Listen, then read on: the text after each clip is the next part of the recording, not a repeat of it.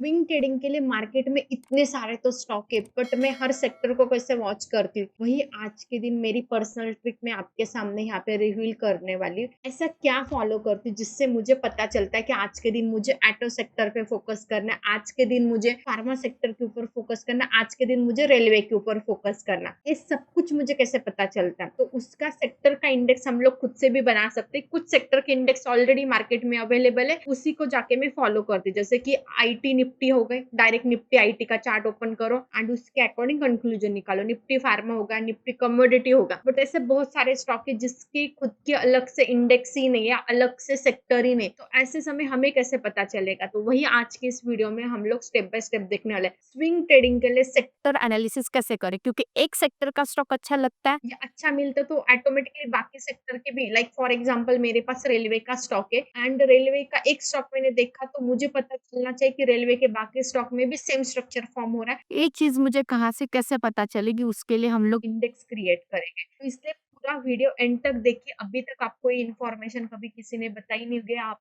First time सुन रहे होंगे, तो इससे आपके स्विंग ट्रेडिंग का स्टॉक सिलेक्शन बहुत ज्यादा इंप्रूव हो सकता है। वीडियो को स्टार्ट करने से पहले अभी तक आपने मेरे चैनल को सब्सक्राइब नहीं किया तो जल्दी से चैनल को सब्सक्राइब कीजिए एंड बेल आइकन के ऊपर क्लिक करके रखें, जिसकी वजह से जितने भी वीडियो हम लोग आगे अपलोड करेंगे आपके पास नोटिफिकेशन आ ही जाएगी। तो चलो हम स्क्रीन के ऊपर चलते हैं। तो स्क्रीन के ऊपर यहाँ पे आप देखो, जैसे मैंने कुछ इंडेक्स मेरे क्रिएट करके रखे, इससे मुझे क्या पता चल रहा है? रेलवे का हर सेक्टर है ना आज के डेट में रिटेस्टिंग के पास है। तो मुझे एक ऐसी चीज पता चली, जस्ट मुझे उस सेक्टर के ऊपर जाके क्लिक करने के बाद ये चीज मुझे पता चलती। बट मैं आपको दूसरा सेक्टर का एक इंडेक्स बना के दिखाती हूँ। जैसे मैं डिफेंस सेक्टर लेती हूँ, जस्ट मुझे ट्रेडिंग का पेड है मेरे पास या फ्री वर्जन है, सब में काम होता है, कुछ आपके पास पेड ही रिक्वायर ऐसा कुछ नहीं। जस्ट यहाँ पे चले जाना है, आपको क्लिक करना है। क्लिक करने के बाद मैं आपको कुछ बताती हूँ यहाँ पे आपको टाइप कैसे करना है। जैसे कि मुझे डिफेंस सेक्टर चूज करना है इस वीक स्विंग के लिए, तो या लाइक मैं स्क्रॉल करूँ तो पूरे डिफेंस सेक्टर देखने का मेरे पास टाइम नहीं, एक इंडेक्स मैंने डिफेंस की देख ली तो मेरा काम हो जाएगा। तो सबसे पहले आपको यहाँ पे एनएससी टाइप करना है, उसके सामने आपको 2 डॉट्स टाइप करना है, फिर उसके बाद आपको जिसका इंडेक्स क्रिएट करना है, जैसे कि पारस। डिफेंस सेक्टर के अंदर जितने भी स्टॉक आते हैं आप उसमें ले लो, जितने आपको याद आ रहे हैं। अभी मुझे भी जितने याद आ रहे हैं मैं यहाँ पे ले रही हूँ। जैसे कि सबसे पहले होगा पारस, तो यहाँ पे मैंने पारस एंटर किया। पारस एंटर करने के बाद मेरा काम क्या है? मुझे आगे जाके प्लस क्लिक करना। प्लस क्लिक करने के बाद HAL, अगेन मुझे प्लस क्लिक करना है। PEML, अगेन मुझे यहाँ पे प्लस क्लिक करना है। PDL, डिफेंस के अंदर आता है, अगेन मुझे यहाँ पे प्लस क्लिक करना है। अगेन यहाँ पे मैं कोचिंग शिप एंटर करती हूँ। तो एक एक स्टॉक के ऊपर जाके मैं यहाँ पे उसको प्लस करूंगी। अभी सबको मैं अभी एक एक को क्लिक करके सिलेक्ट कर रही हूँ। आप उसी समय भी सिलेक्ट कर सकते हैं, कभी कभी आपने गलती से एंटर दबा दिया ना तो सब कुछ निकल जाता है, इसलिए मैं बाद में सिलेक्ट करूँ। तो ऐसे करके मैं सबका सिलेक्शन करूंगी। जस्ट मुझे एंटर करना। एंटर करने के बाद मेरे सामने एक इंडेक्स क्रिएट हो गई जिसकी प्राइस के आज के डेट में 15,300। अभी इसमें मैंने कुछ लमसम स्टॉक ऐड किए, सब स्टॉक मैंने यहाँ पे ऐड नहीं किए, आपको सब ऐड करने। इसकी आप प्लेलिस्ट में, जैसे कि अभी मेरे जो मेन फोकस वाली इंडेक्स होती है या मेरी अलग से जो इंडेक्स की प्लेलिस्ट है उसमें मैं ऐड भी कर सकती हूँ। तो यहाँ पे मैं मेरी इंडेक्स ऐड करी, किसी तो वॉच लिस्ट में जाके मैं ऐड करी, तो यहाँ पे मैंने ऐड कर दिया। तो मुझे क्या करना है? जस्ट डिफेंस सेक्टर में काम करना है या सिलेक्शन करी, तो मुझे क्या दिख रहा है कि डिफेंस के बहुत सारे स्टॉक ब्रेकआउट के लिए, तो मुझे जाके एक एक स्टॉक देखना है। जैसे कि HL जाके मैं चेक करी ब्रेकआउट के लिए है क्या, ऑब्वियसली नियर ब्रेकआउट है। पारस जाके मैं चेक करी ब्रेकआउट के लिए या साइडवेज है, क्योंकि उसके अंदर आपने देखा होगा इंडेक्स के अंदर या सेक्टर के अंदर क्या पूरा sideways trade and near breakout है। तो मैंने यहाँ पे पारस का स्टॉक चेक किया तो वहीं पे सेम है, साइडवेज है, मतलब यहाँ पे नियर ब्रेकआउट आ सकता है। उसके बाद दूसरा स्टॉक है BDL, हमने उसमें जितने स्टॉक लिए वही जाके चेक करते। अगेन आप देखो जो सेक्टर का इंडेक्स बता रहा है ना वैसे उसी फॉर्मेट में माझगांव जाके चेक करते हैं, तो माझगांव भी नियर ब्रेकआउट है, मतलब ये लाइक लेवल ब्रेक करता तो अब जाने के लिए रेडी हो जाएगा। तो मतलब यहाँ पे मुझे क्या करना है, इसका मैंने जाके डायरेक्टली चेक किया ना कि ये जब ब्रेकआउट के लिए आएगा तब मुझे इसके तरफ फोकस करना है, मतलब इसको मैं डायरेक्टली फॉलो कर सकती, एक एक स्टॉक को मुझे फॉलो करने की जरूरत नहीं। होप सो आपको मैंने क्या क्या समझ में आया। नहीं समझ में आया तो मैं अगेन आपको एक मेथड करके दिखाती हूँ। सबसे पहले मैंने यहाँ पे NSC टाइप किया, आपको BSC के स्टॉक लेने तो आप BSC भी टाइप कर सकते हैं। उसके बाद मैंने यहाँ पे 2 डॉट एंटर किए। एंटर करने के बाद यहाँ पे मैं क्या सिलेक्ट करूँ, लाइक मैं अभी रेलवे का सेक्टर क्रिएट करी, तो रेलवे के अंदर जितने मुझे स्टॉक है पता मैं उतने ऐड करती हूँ। जैसे कि IRFC प्लस टाइप करना है मुझे, उसके बाद RVNL। अभी आप सिलेक्ट भी कर सकते हैं, जैसे कि हमने इसमें नहीं किया था क्योंकि फर्स्ट इसमें सिलेक्ट करते समय वो दिक्कत क्रिएट करता है, इसलिए हम एक-एक को जाके सिलेक्ट कर रहे हैं। उसके बाद अगेन मुझे प्लस एंटर करना है। रेलवे के जितने स्टॉक है उतने में हम ऐड करेंगे यहाँ पे। तो यहाँ पे मैंने टीटागढ़ रेलवे भी ऐड कर दिया। अगेन मुझे प्लस एंटर करना है।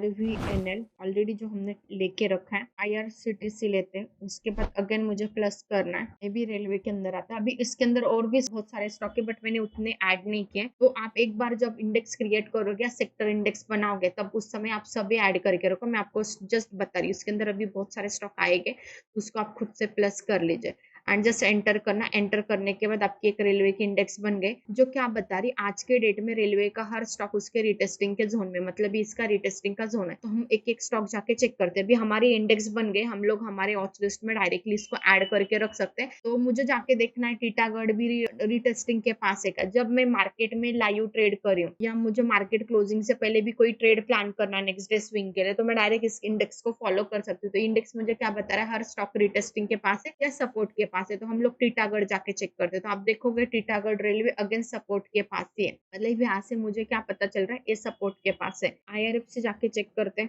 IRF से भी रिटेस्टिंग के पास है। आप देखो सेक्टर जो बता रहा है वही उसका चार्ट भी बता रहा है। इंडियन रेलवे जाके चेक करते हैं, इंडियन रेलवे भी वहीं पे। RVNL चेक करते हैं, RVNL में भी सेम फॉर्मेशन है, सपोर्ट के पास ही अगेन सपोर्ट के पास है। दूसरा चेक करते एच, अगेन ये भी सपोर्ट के पास है।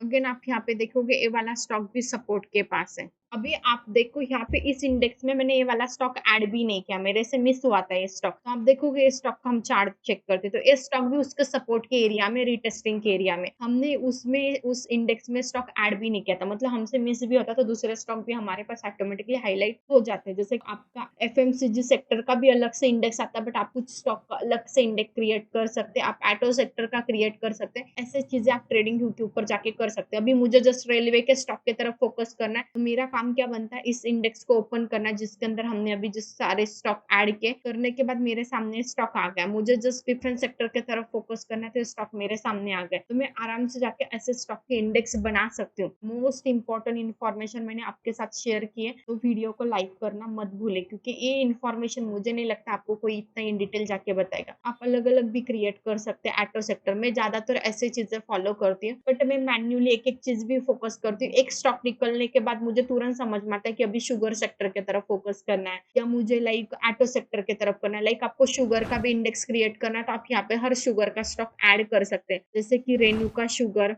सबसे पहले आपको क्या टाइप करना है, NSC टाइप करना है यहाँ पे, अगेन प्लस टाइप करना है। उसके बाद जो जितने भी शुगर के स्टॉक है, राज शुगर या राजश्री शुगर, तो एक एक स्टॉक को जाके मैं सिलेक्ट करें।